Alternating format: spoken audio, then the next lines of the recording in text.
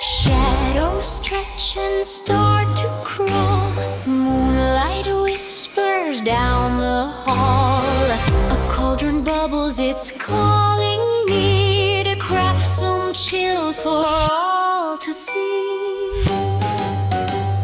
Wicked creations. Welcome everybody to a special Froggy Friday. I'm so excited about this one, as it's not only part of the Froggy Friday collaboration. This one is a joint collaboration between the Froggy Friday crew and Lula at Nerd Goblin Art's 13 Days of Halloween. So, like I said, welcome to a really special Froggy Friday, where the pond gets a little darker and the frogs a little spookier this week, and every week throughout October. So let's just hop straight into it. So for this frog, I started off with some different eyes than what I'm used to. So I've got some little cabochons and I'm just popping them on some blue tack, just so they don't roll around while I'm trying to draw the colours onto my eyes. Now I've got loads of these little cabochons lying around, so I thought, why not use them for this? They're the perfect size. Now I've been looking up frogs' eyes, and there are all sorts. There are yellow ones and black ones and red ones with white slits, ones with black slits. Yeah, it was just, I went down such a rabbit hole. So I decided to go for the creepy look with this one and do a black outer ring with a red centre. Now these are literally just jewellery cabochons that come with little rings or necklaces that I don't tend to use because I fill them with resin. So I thought about painting these eyes with acrylic paint, but that was going to take way too long. So I grabbed my acrylic markers, my red and my black, drew on the eyes, and then dropped a little dab of UV resin onto the top just to make them glossy. So after making sure these were the right way, because there is a flat side and a domed side, I popped some UV resin into the eye sockets and then inserted the eyes. Now there's already a groove where the eyes are supposed to be, so these little cabochons fit in the gap perfectly. I then popped the frog under my UV lamp to make sure that they were fully cured into place. Because this piece was going to be clear at the bottom, the last thing I wanted was them falling out into the clear resin. So if you've seen any of my Froggy Friday videos, you'll know that I'm not content with just having Mr. or Mrs. Frog. They've got to be blinged in some sort of way. So I've got these little diamantes that I'm just sticking in each one of his toes, and then adding a drop of UV resin to the top just to fix them in place. Now I've used this technique a few times over the last couple of weeks. So I'm just grabbing my cup and I want to create a dome inside this frog's belly. Now again, hindsight is a wonderful thing. My issue is that I wanted the round bit clear in the middle, but I didn't want the rest of it to be clear or half and half. So if I'd used resin pigment, I would have been able to fill this the majority of the way up rather than just half. As it turned out, it was a bit of a happy mistake because it looked even better than I originally thought it would. So if you've seen video number 1 of the Halloween collaboration, you'll have seen that I used this same cup technique but on a skull mould. But for that one, I turned the cup inside out so that it didn't leave the ring around the bottom. Now this was poured a few days before that, so the realisation to turn it inside out hadn't dawned on me yet. So after pouring halfway up this frog's body with clear resin, I then left it to cure. Now for the gory, disgusting bit. This frog is now fully cured and we have a dome in the centre. Now, before everybody starts going mad, no, I haven't been going round killing all little bugs. These are bugs that I have been collecting, and the kids have been collecting for months and months and months. And every time we find a dead fly or a moth, or we pop it in a dish to keep for Mum's Halloween projects. Try asking your kids what the strangest things they've collected for you is. So like I say, my original idea of just popping these little insects inside this frog's belly wasn't going to work in a pure clear piece. So I thought about doing a shaker with these bugs, but I'd already done shakers once this week. I also know from previous experience of working with flies and various little bugs that they gather loads and loads of bubbles. These have been sat for months and months, so they are fully dried out. So I didn't want to end up suspending them all with string, all individually, because that just would have been a right mission. As believe it or not, these are really, really fragile, particularly when you're trying to pop them in resin. So I ended up popping them into a little sphere mould. Pop in a layer of UV resin, a layer of bugs, and then a layer of resin, and continue to layer them up so that they weren't just in one round ball. I then popped the fully cured piece with the bugs inside the cavity of this frog, and then poured a layer of clear resin over the top. I am giving this a good poke with my stick, just to make sure that there are no bubbles gathering between the cured and the uncured resin. Now I would have loved to have given this piece a second go before filming the way I wanted it to be, but unfortunately, doing the 13 days collaboration, you had no chance. So I didn't want to do too much to this frog to detract from the bugs in his belly because of what I had in mind for his back. So I popped a few little drops of marabou alcohol inks onto the top of this piece and just give it a little bit of a mix, just to give it that bluey, greeny kind of tint. Now if you haven't used this marabou ink before, it does sit on the top of your piece and doesn't sink. It's absolutely fantastic and just gives that little bit of a hint of a sparkle. While I'm waiting for that to cure, it's time to add the next pieces. So the first piece is a witch's hat that's part of a set of a little pumpkin house pot. So I wanted to keep this little hat in keeping with the theme of the frog. So I've got this real massive bee. Now I absolutely love bumblebees, but this one was found dead during the summer inside the kids' paddling pool. Trust me, the amount of insects I had out of that paddling pool was unreal. So because, like I say, I've worked with insects before, I know they create loads and loads of bubbles. So I've just poured some UV resin into the tip of this little hat, popped the bumblebee inside, and now I'm just giving it a little push down into the resin, ever so gently, because these little bugs have a tendency to fall apart. After I've made sure that there's not so many bubbles, I popped it under my UV lamp for about 8 to 10 minutes until I was absolutely sure that it was fully cured. So I ended up pouring a little bit of leftover resin that I had with a little touch of purple transparent resin pigment and mixing up a concoction of the glitters that I had delivered from Resin Detra. If you haven't already seen yesterday's video, then drop across and have a look because I show you all the stunning glitters that she sent me. Fabulous for Halloween. So these are all little spiders and bats and ghosts, and I've just mixed them into one pot and added my resin to them. I've also added a good amount of purple chunky glitter. There isn't a lot of space left in this lid, and I still needed enough space just to pop an extra layer on after this was semi-cured. So I'm just using my stick just to get into not all the outer edge, but just patches of it, so that when it's fully cured, you're only going to see bits of where the glitter is, because we're going to add some LED lights to this piece. And just like the bugs, these are extremely fragile. I come to turn the lights on in the pot that I made previous and noticed that these had snapped, and it's not the first time. So I do show you a technique to try and avoid that. Although the piece where they have snapped, they are nearly 18 months, 2 years old. So I suppose for the price they've held their own. So after really carefully unravelling this completely, I then grab some electrical tape and start to wrap it around the top of the wire where it meets the little box with the batteries in. It always seems to be in exactly the same place where it snaps, and this is where it is. So this is how the lid is going to look when it's finished. I had to show you this piece because the blending in this is absolutely stunning, or the lack of, should I say. It's exactly what I wanted. There's a hint of purple, there's oranges, there's a little bit of silver and white and a little bit of black.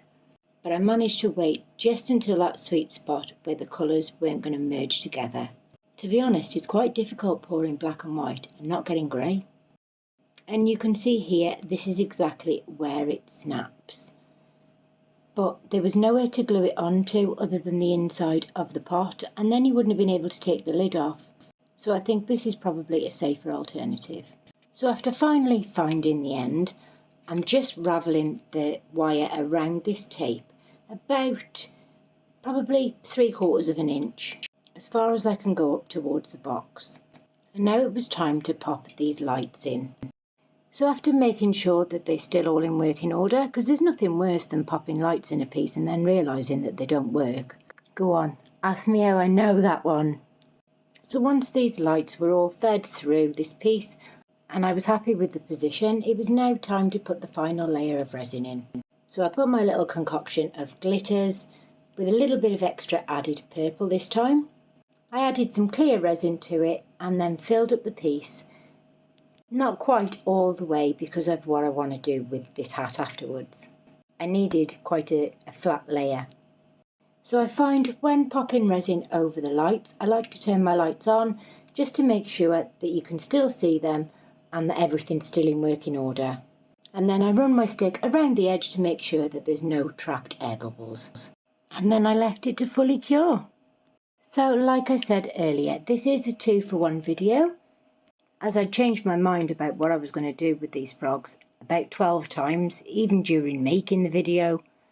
So for this one I've got some air dry clay, and the idea was to try and separate the two halves with this air dry clay, fill the both halves up with the same colour resin, take out the clay and then fill the middle with a different colour resin. Whether this is going to work, I really don't know. So I'm just getting my air dry clay, giving it a good squish together to make sure that it's all moulded and it's not going to seep through the gaps. And then I popped it into the frog mould right the way down its body. Like I say, no clue at all whether this was going to work, whether it was going to leak, seep, or even trap the air dry clay inside the mould. So after a good poke, prod, push, etc., I finally got it where I want it to be. So for this I'm using some purple diamond dust glitter. So it's ever just a tiny pinch into the clear resin and it just leaves that hint of a sparkle. It changes colour when it hits the resin. I've got about 6 different colours. They really are pretty. But it can also take over if you pop too much in. It's like a non-sinking glitter. And right at the last minute I decided to pop a couple of drops of purple alcohol ink into this piece. I give it a good mix together and then pop the resin in either side of this air dry clay. Now so far so good. It didn't look like it was going over the top. So I'm just pouring ever so slowly, just hoping that it wasn't going to leak over the top, the bottom, and it was actually going to do what I wanted it to do. So I'm just trying to get a little drop into these legs as well. I mean, you can see how close it is to the top of the frog. But after filling it to the top, I then popped it into my curing machine. Again, hoping that it wasn't going to dry the air dry clay out. But I was running out of time fast. If you are still with me at this point, then I really do appreciate it. But now we're doing the final pieces and then we're going to attach them all together. So I'm just mixing up some glitters. Now if you watched yesterday's Halloween collaboration video, you'd have seen a lovely little haul from Resin Decor Supplies, where I unwrapped a welcome package for being a brand rep, and she'd sent me loads and loads of little Halloween type glittery bits, so I had to use them. I mean, I'd had them nearly 24 hours and still not used them. How was that even possible? So after mixing together a concoction of all these glitters, I'm adding some UV resin to it. Now because I was using UV resin, I really needed to be careful that the light could still penetrate through this piece. I would have normally used epoxy for this, but because I needed at least 3 of these making, I just didn't have the time. So fingers crossed that the UV resin was going to work and that it was going to penetrate through this mould with this holographic glitter inside. So I started carefully filling this mould up with my lollipop stick, making sure that there wasn't too many pieces of glitter in one cavity because I knew for certain it wasn't going to cure then. At the point of doing the voiceover, I still hadn't put it together yet, so I still didn't know whether it was going to work out how I wanted it to, or at least how I pictured it in my head. So after popping it under my double-sided UV lamp for at least 10-15 minutes per crystal, just to doubly make sure that this was fully cured all the way through. So once I thought it was fully cured, I started to demould it, Now these are generally difficult enough to demould as it is, but because UV resin is slightly more brittle, it snapped a lot easier, but it didn't matter because I was going to use some of these individual pieces anyway, so I wanted them snapped off. So after what seemed like an absolute eternity, I finally managed to demould this piece, and I was really quite pleasantly surprised. There was just enough glitter and just enough sparkle to do exactly what I want with it. Can you guess what it is I'm about to do with these crystals? So now it was time to put them both together. It was now ready to demould these frogs, and I couldn't wait to see whether the clay one had worked. So we're going to demould this one first. And literally, as I'm demoulding these frogs, I completely changed my mind about which way round these items are going to go on these frogs. At one point, I was even debating whether I was going to add anything to this frog, because it looked kind of cool as it was. So if you've seen any of my previous Froggy Friday videos, you'll know I'm a bit daft over demoulding the feet, petrified of them breaking. So this always takes a minute. So while I'm demoulding this, I just want to take this opportunity to thank the Froggy Friday crew. So that's Lisa, Girl in the Garage, Gert at Gert Creates, Lula at Nerd Goblin Art, Karen at Dragon's Cave, and Tim Watkins, the bass resonator.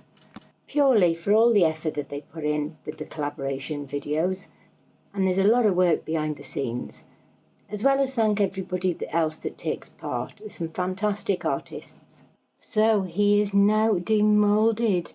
Oh my god, he's turned out so much better than I thought he would. I absolutely love that sparkle, but he's not finished quite yet. Let me know in the comments what you think, whether I should have left him like this. I think he looks really, really cool. Never seen anything like it. So now it was time to demould the next one. Now I was a bit concerned about this one because I didn't even know whether the air dry clay would come out of the middle, and if it did, I was definitely breaking the seal on this frog, and then I didn't know whether I could pour any more resin in it because it would just leak everywhere. Again, self-doubt was deeply sinking in, but I thought I'm still going to go at it and I'm still going to carry on and have a go anyway. So I got my lollipop stick and my finger and I just went at it and tried to get all this air dry clay out from between these gaps. This took absolutely ages, and in the end I had to end up taking the two halves out anyway, just to try and scrape off the rest of the clay, because I was still going to continue and see if it would work.